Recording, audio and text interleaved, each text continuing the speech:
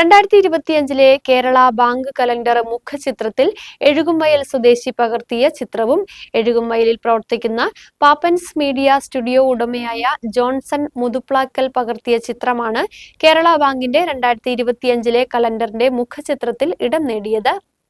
Kerala bank 2025 വർഷത്തിൽ പുറത്തിറക്കിയ കലണ്ടറിൽ വിവിധ മേഖലകളിൽ ഉപജീവനം കണ്ടെത്തുന്ന വനിതകളുടെ ചിത്രങ്ങൾ ഉൾപ്പെടുത്തിയിരിക്കുന്നതിൽ എഴുകുംവയൽ സ്വദേശി പകർത്തിയ ഫോട്ടോയുമുണ്ട്.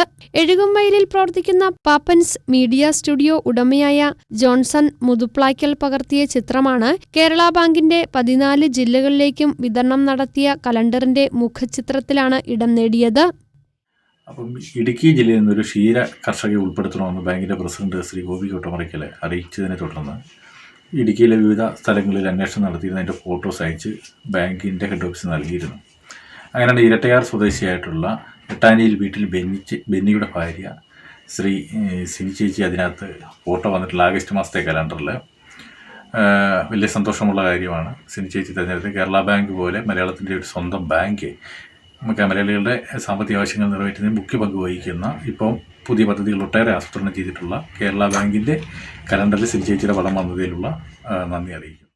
ഇരട്ടിയാർ പഞ്ചായത്ത് എഴുകുംവയൽ സ്വദേശി എട്ടാനിയിൽ ബെന്നിയുടെ ഭാര്യ സിനിയുടെയും സംരംഭത്തിന്റെയും ചിത്രമാണ് 2025 കേരള ബാങ്ക് കലണ്ടറിൽ ഇടം പിടിച്ചിരിക്കുന്നത്.